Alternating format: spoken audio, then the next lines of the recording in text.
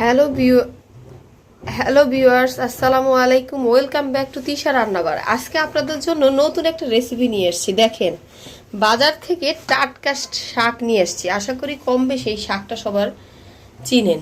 এই শাকটা দিয়েই আজকে আপনাদের সাথে একটা রেসিপি শেয়ার করব। আশা করি আমার রেসিপির সাথে থাকবেন।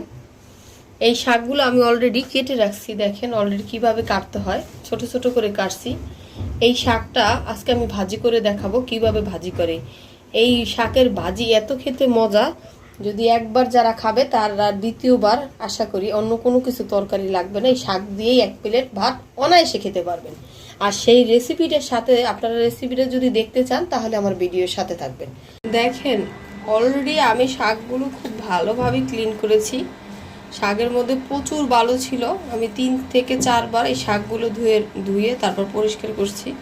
এখন যে কাজটা করতে হবে, আমি অলরেডি ফ্রাই প্যান গরম করতে গরম হয়ে গেছে। এই শাকগুলো সব এই ফ্রাই প্যানে ঢেলে দিব।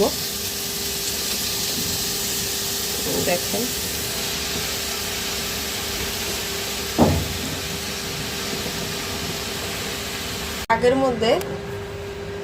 শাকের মধ্যে একটু রসুন কুচি দিব। এই দেখেন রসুন কুচি করে রাখছি, একটু রসুন কুচি দিব। সামান্য একটু পেঁয়াজ কুচি দিব। আমি কাঁচামরিচ দিব না, আজকে আমি কাঁচামরিচ ছাড়া আমি আজকে শুকনো মরিচ দিয়ে রান্না করব।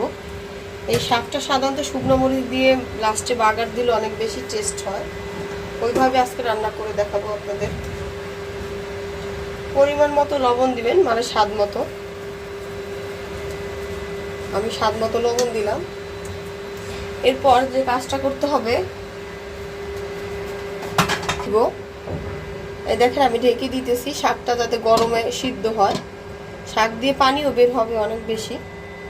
যতক্ষণ পর্যন্ত না হয় শাক ভাজিটা, ততক্ষণ আমার ভিডিওর সাথে থাকবে। দেখেন অলরেডি শাক দিয়ে কিন্তু পানি বের হয়েছে অনেক।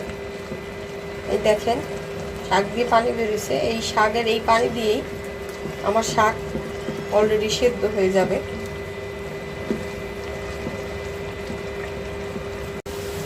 দেখুন অলরেডি কিন্তু আমার শাক হয়ে গেছে, সিদ্ধ হয়ে গেছে পুরোপুরি ভালোভাবে। এখন যে কাজটা করব, একটা পাত্রে আমি এই শাকটা তুলে নিব। এবার শাকটা তুলে নিব। প্যানে তেল দিয়ে এই যে আমি অলরেডি যে শুকনো মরিচ দিয়েছি, আপনাদের ঝাল অনুযায়ী মানে স্বাদ অনুযায়ী দিবেন। আমি 2-3টার মতো শুকনো মরিচ দিব। তবে একটু পেঁয়াজ দিব। এটা আমি বাগার দেওয়ার জন্য দিলাম। এই শাকটা লাস্টে এবার বাগার দিলে শাকের টেস্ট অনেক গুণ বেড়ে যায়। এই যে অলরেডি কিন্তু শাকের এই যে পেঁয়াজ অলরেডি কিন্তু ভাজা হয়ে গেছে, শুকনো মরিচ।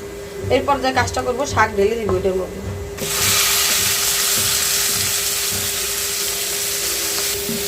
অলরেডি দেখেন শাকের পানি অলরেডি আমার এটা পেয়ে গেছে।